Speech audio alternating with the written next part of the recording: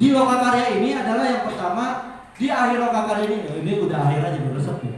Di akhir lokakarya ini kita akan mendapatkan yang pertama, Bapak dan Ibu semua akan mampu menunjukkan kemampuan coaching yang dimilikinya.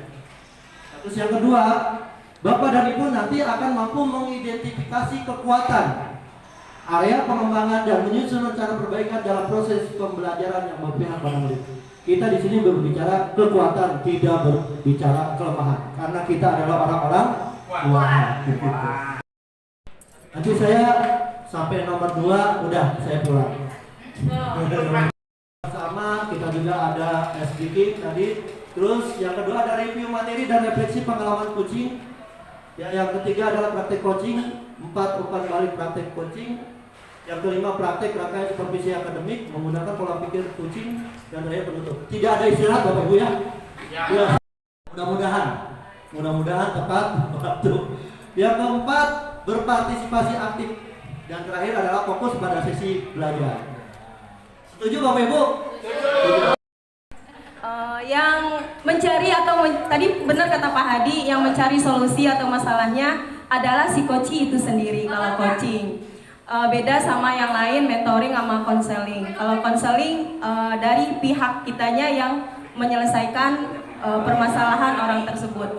Mentoring hampir sama juga mengajarkan gitu, memberikan ilmu gitu kepada orang yang walaupun dia udah tahu tapi untuk mendalami itu kan mentoring. Kalau coaching yang menyelesaikan masalah atau mencari solusinya yaitu yang si coach ya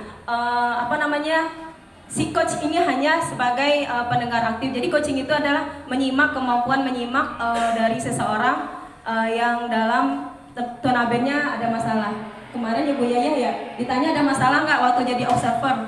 Bu Yaya jawabnya nggak ada masalah gitu dalam itunya dalam coaching kita gitu.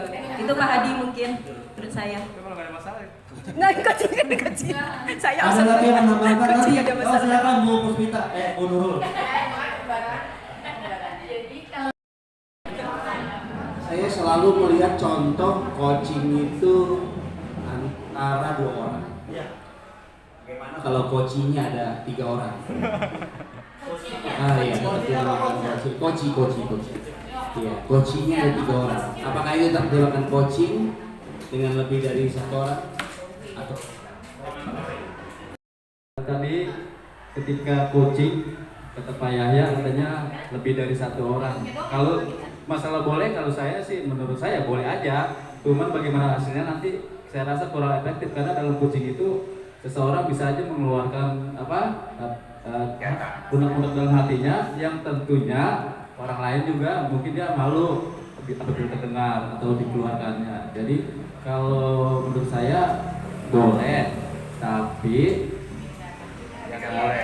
tapi kan kurang pas dan nanti saya rasa hasilnya juga kurang efektif. Lagian nanti masalahnya berbeda.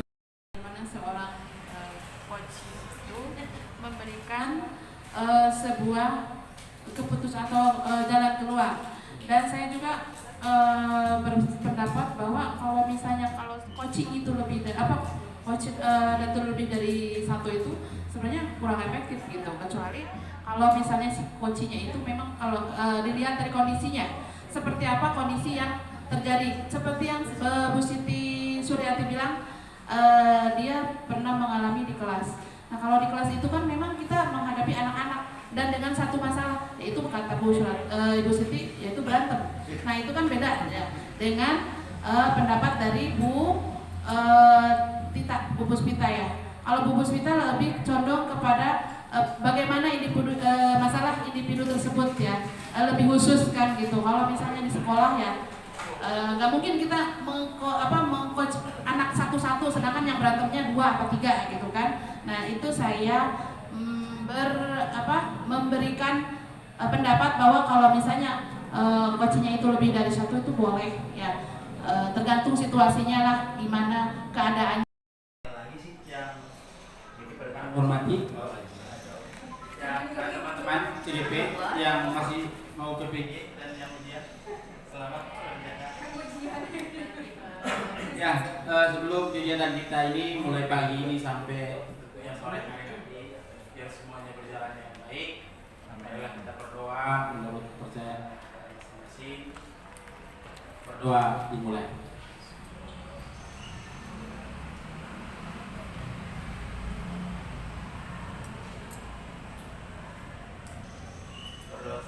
Assalamualaikum warahmatullahi wabarakatuh.